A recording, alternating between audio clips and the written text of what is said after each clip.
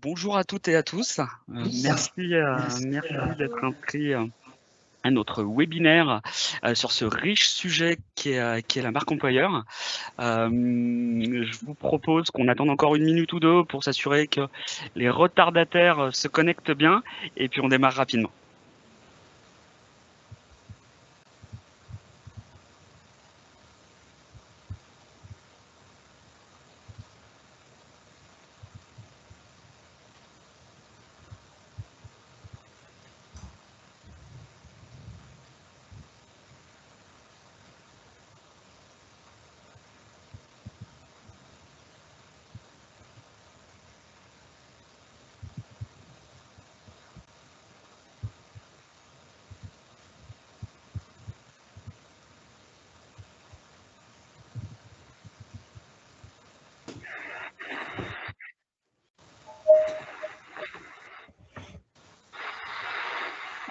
Bonjour. Bonjour. Bonjour. Bonjour. Je vous propose peut-être qu'on démarre. On a un certain nombre de participants qui s'est déjà connecté. Les suivants nous rejoindront en cours de route. En tout cas, je suis ravi de passer ce moment avec vous pour aborder ce sujet de la marque employeur qu'on va décortiquer ensemble aujourd'hui, en tout cas qu'on va aborder sous un angle organisationnel assez intéressant. Rapidement, pour ceux qui ne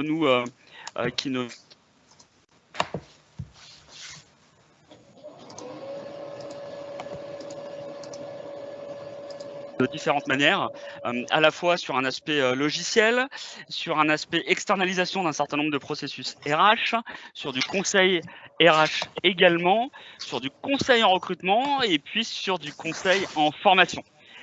Pour ma part, je m'appelle Cyril, je suis consultant en ressources humaines depuis une vingtaine d'années maintenant, consultant mais également opérationnel, et je travaille sur cette belle thématique de la marque employeur depuis 4 ou 5 ans maintenant, sur ce sujet qui me passionne tout particulièrement.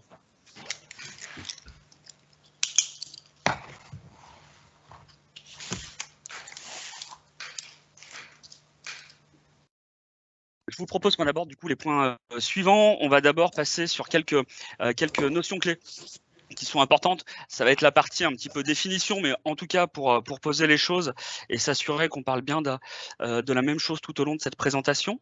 On abordera ensuite la marque employeur, puis la promesse employeur dans le cadre d'un processus de séduction, les 10 facteurs de l'engagement, les différents types d'engagement, et puis enfin les indicateurs clés qui vont nous permettre de piloter la marque employeur.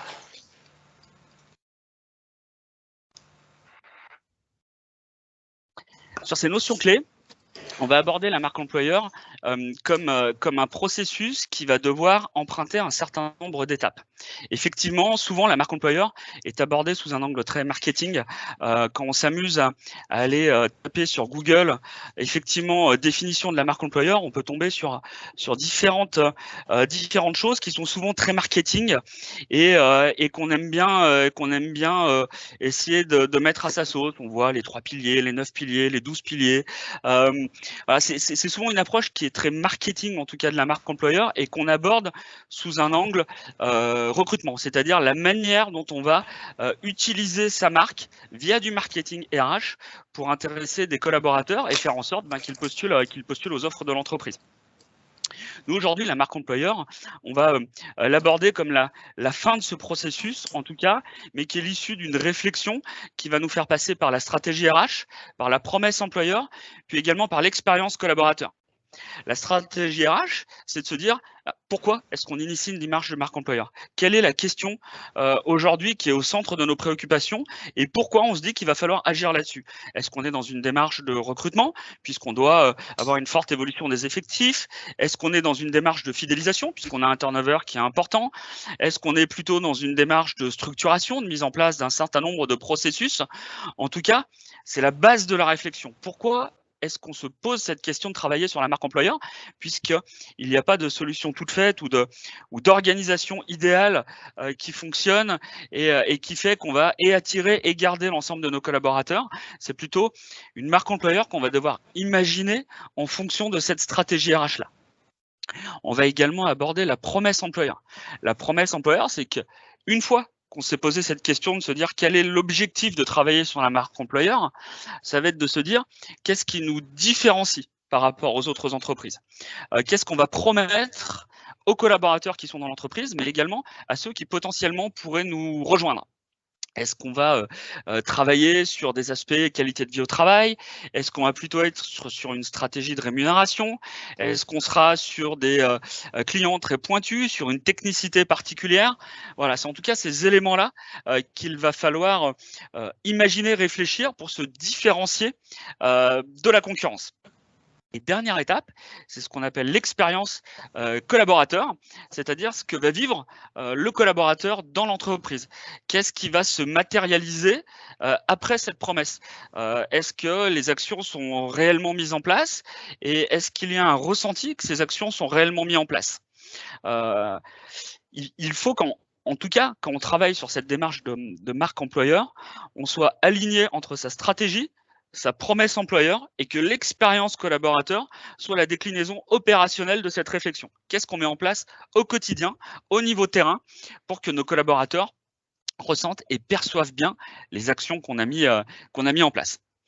Nous, la marque employeur, on va l'aborder, on va pas s'amuser à parler de 9, de 12, de 15, de 20 piliers.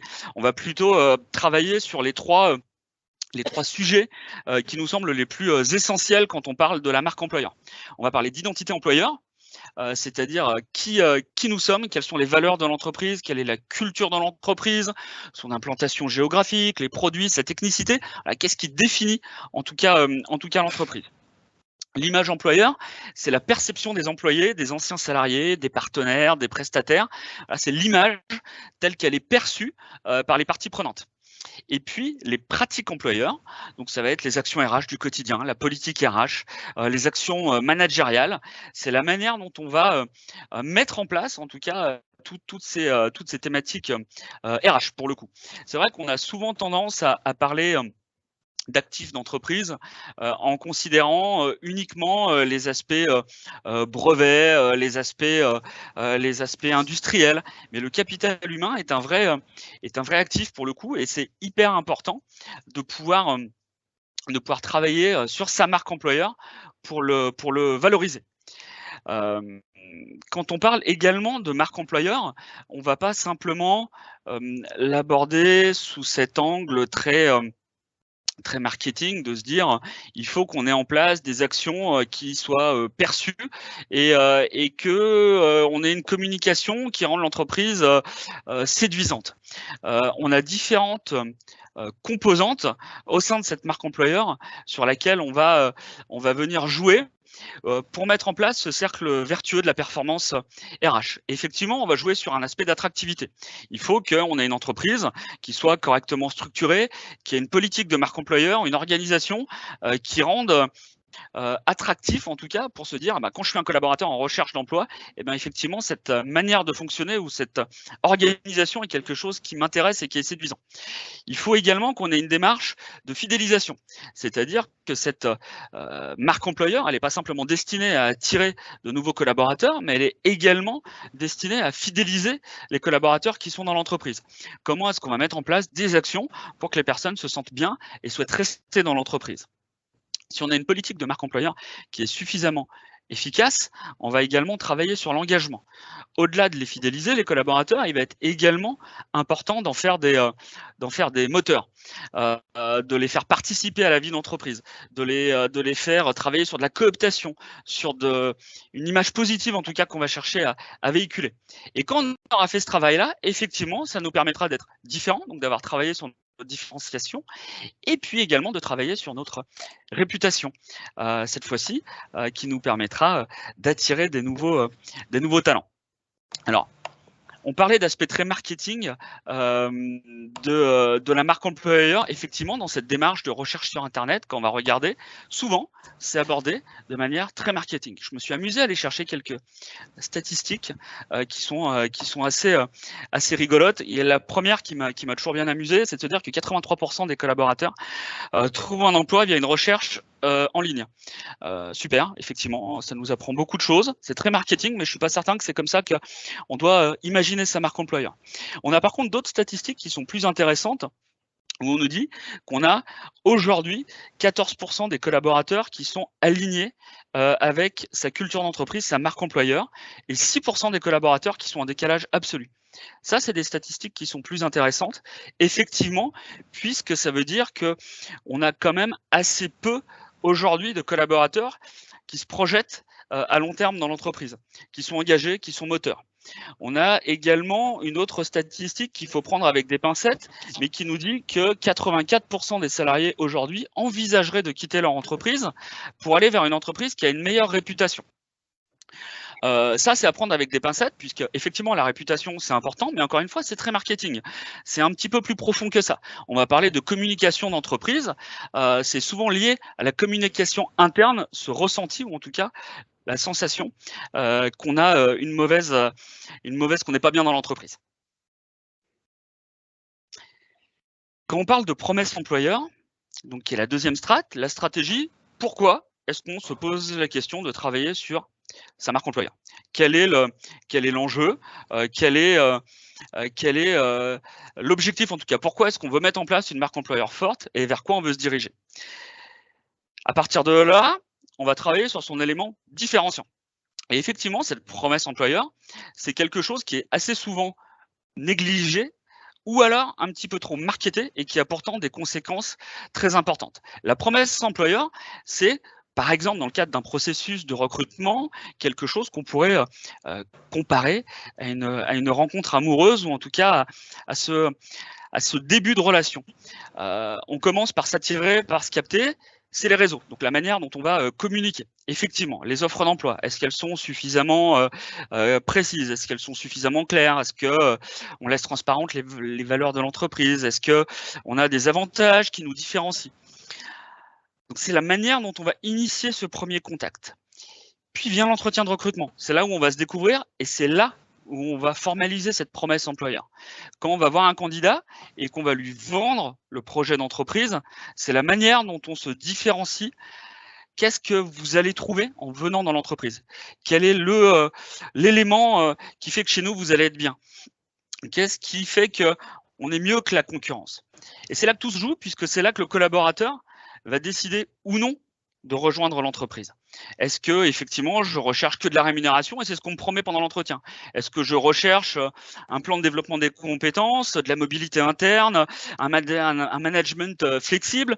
Voilà, quels sont les éléments en tout cas qui m'attirent aujourd'hui et que l'entreprise est en train de me vendre pour que je la rejoigne via ses pratiques RH? Et c'est souvent là qu'il y a l'écueil, puisqu'une fois qu'on a finalisé ce recrutement, qu'on arrive dans ce début de relation et d'idylle, eh bien c'est là qu'on va pouvoir se rendre compte si effectivement ce qu'on nous a promis est une réalité. Est-ce que les processus qu'on nous a vendus, est-ce que l'organisation qu'on nous a vendue est une réalité? Est-ce que ça a été suffisamment bien pensé, bien imaginé? Et puis, est-ce que ça n'a pas été trop enjolivé? Là, on se rend compte effectivement qu'on a un turnover qui peut être très élevé sur ces premiers moments de la relation de travail, puisque la promesse employeur a été mauvaise et qu'on du coup, on part du mauvais pied. On sait qu'aujourd'hui, on est grosso modo sur un 14-15% de turnover pendant cette période d'essai. Donc, cette promesse employeur, en tout cas, au-delà d'en faire un moment d'entreprise où on va réfléchir à comment on se différencie, il faut effectivement que ce soit une réalité et que ce soit quelque chose qu'on décline dans son expérience collaborateur. Sa promesse employeur, c'est quelque chose qu'on peut tout à fait imaginer en lien avec cette étude qu'on retrouve assez facilement sur les 10 facteurs de l'engagement. De se dire aujourd'hui dans une entreprise, quels sont les 10 sujets sur lesquels les collaborateurs vont être attentifs pour se sentir épanouis et pour être engagés. Il y a nécessairement l'aspect de rémunération, même si c'est pas nécessairement uniquement le sujet sur lequel on va avoir le plus de points de crispation, mais ça reste un sujet important nécessairement. La dans son travail, le santé, le bien-être au travail également, la formation, la relation avec les managers, l'ambiance de travail, l'autonomie dans son poste, l'équité de traitement. Là, on va retrouver une notion RSE qui est très en vogue en ce moment, en tout cas sur cette partie salariale, la qualité des outils fournis et également l'écoute employeur. Donc effectivement, sa promesse employeur, c'est quelque chose qu'on peut tout à fait imaginer.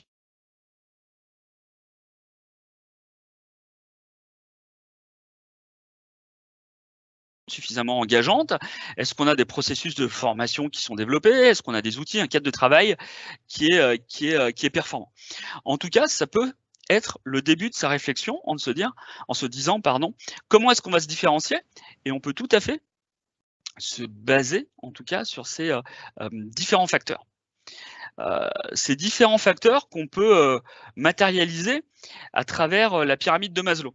Alors effectivement, qui est un outil qui peut dater un petit peu, puisque ça a été théorisé dans les années 40, mais qui est toujours aussi intéressant quand on travaille sur son cycle de marque employeur. Effectivement, on va pouvoir partir de la base, ce qu'on appelle les besoins physiologiques, où là, on va travailler sur les aspects de rémunération et notamment ces différentes composantes. Donc, c'est vraiment le socle. Première étape, quand on travaille sur sa marque employeur et quand on réfléchit à sa promesse employeur, c'est de se dire, est-ce que ma stratégie de rémunération est la bonne? Est-ce qu'elle est solide? Est-ce qu'elle est conforme? Est-ce qu'elle est suffisamment motivante? Deuxième étage de la pyramide ou de la fusée, besoin de sécurité. Donc là, c'est plutôt en lien avec le climat social et un certain nombre d'indicateurs clés qu'on utilise quand on est DRH, RRH, mais qui viennent perturber ce climat social, l'absentéisme, le turnover, les contrats précaires, les rapports avec la direction, est-ce qu'il y a un CSE ou pas, quelles sont les relations avec le CSE, l'esprit d'équipe, le collectif en tout cas. Donc ça, c'est le deuxième.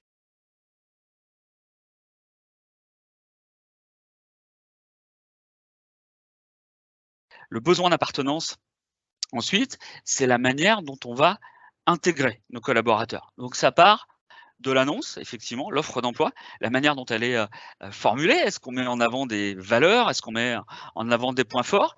Et puis, naturellement, tout le processus de recrutement et d'intégration. Les différentes étapes, est-ce que c'est fluide? Est-ce que c'est rapide? Est-ce que c'est clair? Est-ce qu'on a une présentation suffisamment transparente de l'entreprise? Le jour J, quand on arrive, est-ce qu'on a son matériel? Est-ce qu'on a un bureau? Est-ce qu'on est attendu? Le processus de formation, c'est ces premiers temps, en tout cas dans l'entreprise, qui vont être importants et qui vont permettre de travailler ce besoin d'appartenance. Donc ça aussi, c'est un sujet qui est souvent structuré, c'est-à-dire qu'on a un processus d'intégration qui existe bien dans les entreprises, mais qui n'est pas souvent imaginé au travers de cette première intégration et ce moment où on va développer ce sentiment d'appartenance. Étage suivant de la fusée, le besoin d'estime. Donc là, c'est les pratiques managériales. C'est-à-dire comment est-ce qu'il va y avoir des interactions entre les collaborateurs et les managers. Est-ce qu'on est sur quelque chose de très froid et très mécanique? On va se voir une fois par an pendant l'entretien annuel. Heureusement, ça arrive de moins en moins souvent. Est-ce qu'on est plutôt sur une technique de feedback, qui est une des tendances qui fonctionne plutôt bien, c'est de se dire on est sur une interaction quotidienne et régulière avec son manager, où on s'échange les points forts, les axes d'amélioration, d'avoir vraiment une vraie relation en tout cas de confiance et puis un retour en tout cas sur la qualité de son travail. Et puis le dernier étage de la fusée qui est le besoin d'accomplissement, où là on va plutôt réfléchir plan de carrière et gestion des carrières.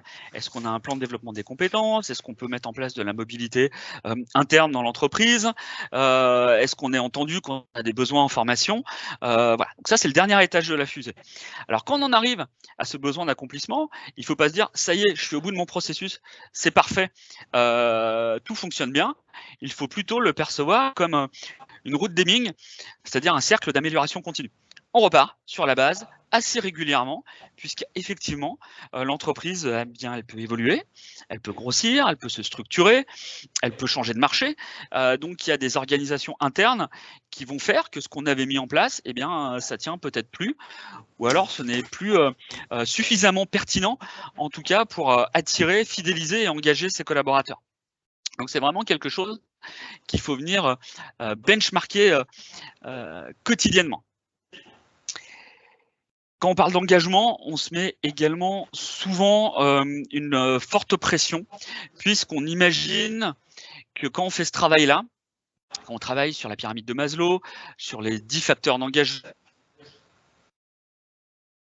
sa promesse employeur, il faut forcément chercher à engager des collaborateurs. C'est une idée qui est plutôt utopique, puisqu'effectivement, on n'arrivera jamais naturellement à avoir 100% de collaborateurs engagés dans son entreprise. On aime bien raisonner sur 3 types d'engagement qui peuvent sembler un peu caricaturaux, mais qui sont plutôt représentatifs de ce qui se passe dans une organisation de travail. On a l'engagement émotionnel, l'engagement normatif et puis l'engagement sécuritaire. Cette frise nous permet d'aller vers un engagement plutôt envers son travail et à l'opposé d'aller sur un engagement vers son entreprise. C'est-à-dire que l'engagement sécuritaire, on va se dire, c'est les collaborateurs qui ont un contrat de travail, qui sont dans l'entreprise et qui sont à l'écoute de nouvelles opportunités. Donc, qui font leur travail, mais à la moindre occasion, ils partiront. On a l'engagement normatif, où là, on a des collaborateurs qui font leur travail très bien, pour le coup, mais qui ne vont pas s'engager dans l'entreprise. C'est-à-dire qu'ils ne participeront pas aux événements d'entreprise, ils ne seront pas moteurs dans les moments de convivialité.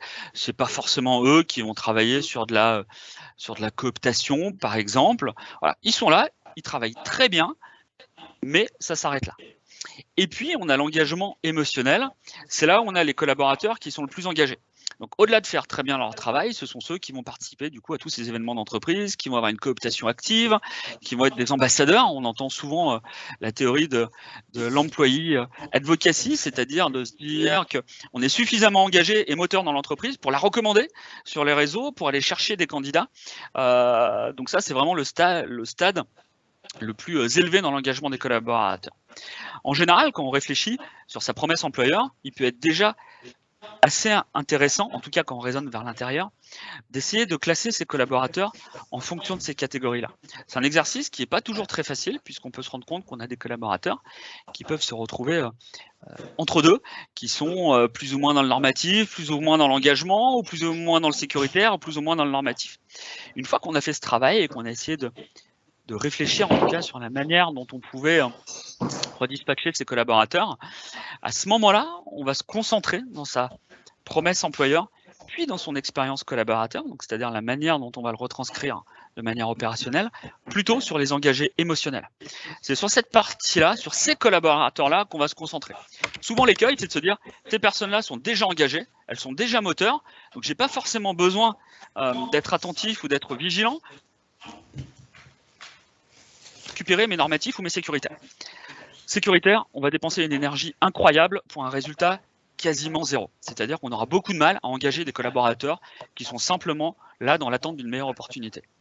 L'engagé normatif, peut-être qu'on arrivera à en récupérer quelques-uns et qu'on arrivera à les faire basculer du côté des engagés forts. Mais c'est un écueil en tout cas également. Alors que quand on travaille sur l'engagé émotionnel, là on va se dire on va travailler sur sa capacité à être ambassadeur. Donc au-delà d'un rayonnement vers l'extérieur, on peut également avoir un rayonnement vers l'intérieur, c'est-à-dire des personnes qui vont travailler indirectement sur l'engagé normatif et qu'on va peut-être réussir à refaire basculer dans son camp. Donc souvent, c'est de se dire, ne nous concentrons pas sur l'ensemble des collaborateurs. La tâche s'annonce d'ores et déjà trop importante, avec une dépense d'énergie trop importante et un résultat qui ne sera pas à la hauteur de l'investissement. Concentrons-nous sur les engagés émotionnels et puis sur les engagés normatifs. C'est ces deux catégories de collaborateurs sur lesquels, effectivement, quand on va imaginer sa marque employeur, sa promesse employeur, puis son expérience collaborateur. C'est ces personnes-là sur lesquelles il faut s'engager. Quand on parle de promesse employeur et d'expérience collaborateur, il y a une notion qui est aussi importante, qui est une théorie RH qu'on voit assez régulièrement, qu'on appelle la symétrie des attentions. C'est-à-dire que quand on va considérer ses collaborateurs au même niveau que ses clients, qu'on aura une attention, une réactivité, une organisation, une structuration aussi performante vers l'interne pour ses collaborateurs que vers l'externe, vers ses clients, on aura un processus de marque employeur qui sera vertueux et qui du coup fera naturellement qu'on aura aussi une qualité de service qui sera plus importante. Nos collaborateurs auront ce même degré d'exigence dans le relationnel avec nos clients. Donc ça, c'est quelque chose qui est très important quand on travaille sur son expérience collaborateur. On parlait d'amélioration continue. Donc, on a sa stratégie. Pourquoi est-ce qu'on se pose la question de sa marque employeur? Quelle est la stratégie de l'entreprise et pourquoi on a envie de travailler sur ce sujet-là? Qu'on a réfléchi sur sa promesse employeur. Pourquoi on est différent et quels sont les éléments sur lesquels on est différent? Et puis qu'on a bâti son expérience collaborateur en fonction de cette différenciation-là. C'est-à-dire qu'on a mis en place des outils qui sont coordonnés. Un exemple, on se dit que notre différenciation, c'est qu'on paye 30% de plus que la concurrence. Eh bien, effectivement, en termes d'expérience collaborateur, on sera en lien avec de l'intéressement, par exemple, de la prime sur objectif, peu importe, mais en tout cas, on aura réfléchi sur ces sujets-là. Quand on est sur l'équilibre vie pro, vie perso, à ce moment-là, on va réfléchir sur de la flexibilité horaire, par exemple, sur du télétravail un petit peu plus souple. On va travailler sur son organisation. Sur cette technicité, on travaillera plutôt sur des plans de formation. Donc, on a cette promesse qui est là et cette expérience collaborateur dans la lignée. Donc, on a mis en place ce processus. On a réfléchi, il tourne. Et on est dans un cycle d'amélioration. Des indicateurs, pour le coup, qu'on va suivre pour s'assurer que notre stratégie marque employeur est toujours performante et toujours adaptée à l'organisation de l'entreprise. On a 3 degrés, en tout cas d'indicateurs sur lesquels on peut s'amuser et qu'on peut suivre. On a les indicateurs clés RH classiques, mais qui sont souvent très révélateurs d'une marque employeur qui ne fonctionne pas. On a le turnover et puis le départ en cours de période d'essai. Donc ça, c'est des indicateurs effectivement qu'on pilote, puisque turnover important, absentéisme, départ rapide, c'est qu'effectivement, on a un problème dans sa marque employeur. Donc, sujet, clé, courants, mais qui sont surtout pas à négliger. Les échanges collaborateurs également. Il faut favoriser ces points de rencontre avec ses collaborateurs via des entretiens annuels. Naturellement, c'est le moment où on va faire le bilan de l'année, on va se projeter sur l'année qui vient, mais c'est un moment privilégié également où on va pouvoir aborder certains sujets de la vie du collaborateur dans l'entreprise et qu'on va pouvoir mesurer son engagement. Il n'y a pas de recette clé sur les entretiens annuels. Tout à l'heure, quand on évoquait ces 10 manières d'engager ses collaborateurs, effectivement, tout le monde n'est pas sensible aux mêmes critères, mais en tout cas, c'est des choses qu'il faut avoir à l'esprit quand on fait ces entretiens annuels. Les feedbacks managériaux. Vos managers sont effectivement des vecteurs également de prise de pouls du climat social et de sa marque employeur. C'est souvent, bien trop souvent, un des éléments clés, un des éléments pivots qui fait qu'on a une marque employeur qui fonctionne ou qui fonctionne moins bien. On peut assez régulièrement entendre des collaborateurs qui disent « mes managers sont géniaux, ça se passe très bien, oulala, avec la direction, c'est compliqué ». Puisqu'effectivement, vos managers, c'est la représentation de la direction et ceux qui vont être porteurs du message, de la stratégie RH, de la politique RH, de cette promesse employeur. Donc, vos managers sont également un vecteur de prise de pouls important. Le CSE, qui n'est pas simplement un outil réglementaire, une obligation, c'est également un organe qui vous permet d'avoir un point d'échange avec vos collaborateurs et une mesure de ce pouls et de ce climat social qui est essentiel. Un travail de pair avec le CSE est souvent l'un des ingrédients qui fait qu'on a une stratégie, un climat social, une ambiance en tout cas d'entreprise et une marque employeur qui fonctionne bien. Et les derniers outils, alors qui sont des outils qui ont un peu le vent en poupe, qu'on voit assez régulièrement aujourd'hui dans les entreprises, mais qui sont à manier tout de même avec prudence. Les questionnaires de satisfaction. On a beaucoup de plateformes qui existent aujourd'hui où on peut assez régulièrement aller questionner ses collaborateurs sur 3 ou 4 questions flash pour mesurer son climat social ou les baromètres RH. Pourquoi apprendre avec des pincettes? Puisque si on utilise cet outil trop régulièrement, on va en faire une espèce de routine de lassitude des collaborateurs qui vont répondre assez mécaniquement et qui vont nous mettre du oui-oui ou du non-non, mais dont on ne pourra pas tirer vraiment une analyse. Baromètre RH également, même modèle.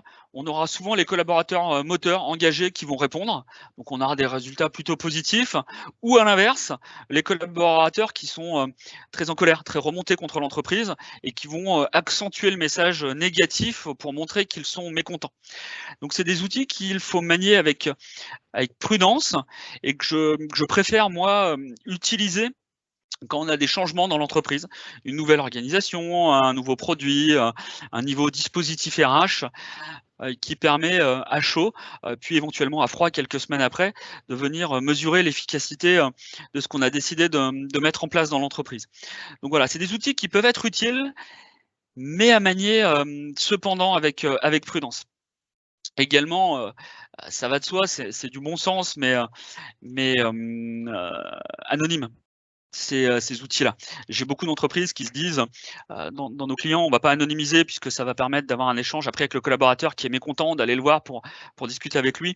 Là, c'est un écueil puisque forcément, on aura un degré de réponse qui sera encore moins exploitable. Soit des personnes qui vont dire énormément de bien parce qu'ils sont très engagés et qu'ils le pensent, ou alors qui ont envie de bien se faire voir, soit des personnes qui ont un vrai mal-être et qui vont accentuer, forcer le trait pour accélérer un départ.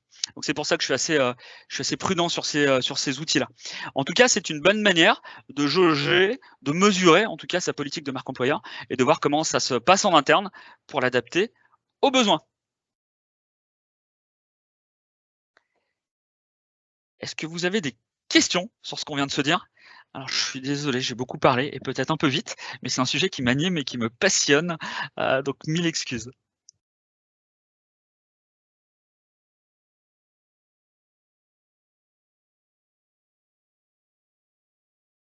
Oui, bonjour. Moi, j'ai une question. Est-ce que Fortify accompagne sur des sujets marque employeur à des outils ou je sais pas, un accompagnement qu'elle peut proposer pour travailler sur la marque employeur? Effectivement, tout à fait. On est spécialisé sur ces aspects de marque employeur-là. On travaille avec les entreprises de différentes manières, soit sur un aspect accompagnement, c'est-à-dire audit, on vient voir ce qui se passe dans l'entreprise et puis on réfléchit sur la manière de mettre en place des dispositifs qui fonctionnent pour travailler sa marque employeur, soit également sur des aspects formation. C'est-à-dire qu'on a des programmes de formation sur la marque employeur pour venir accompagner les entreprises et les rendre autonomes sur la manière de mettre en place, de réfléchir sa marque employeur et puis de travailler sur son amélioration continue. Donc effectivement, on intervient assez régulièrement sur le sujet, notamment pour la BPI. D'accord, ok. Bon, merci. Est-ce que vous avez d'autres questions?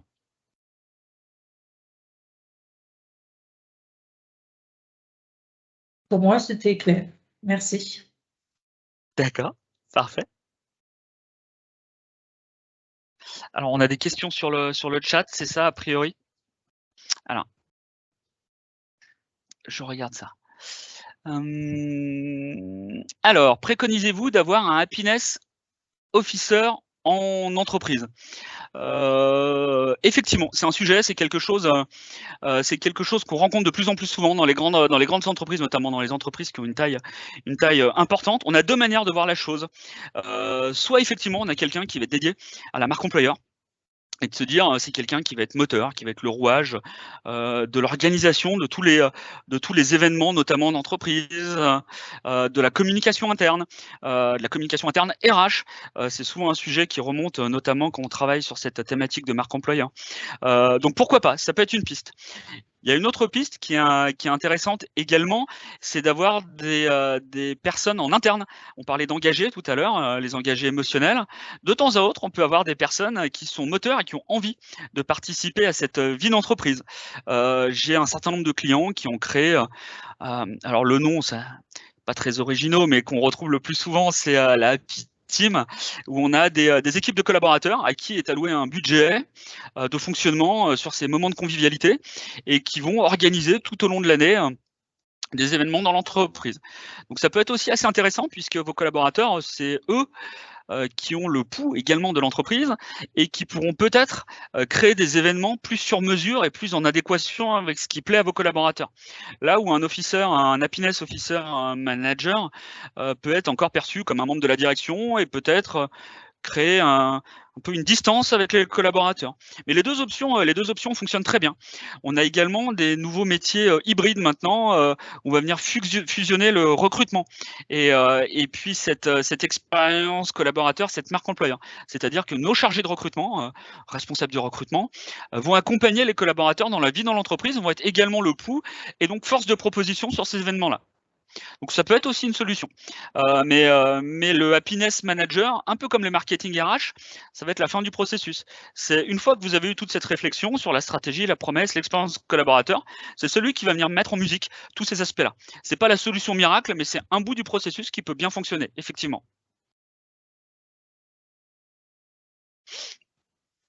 Est-ce que vous avez d'autres questions?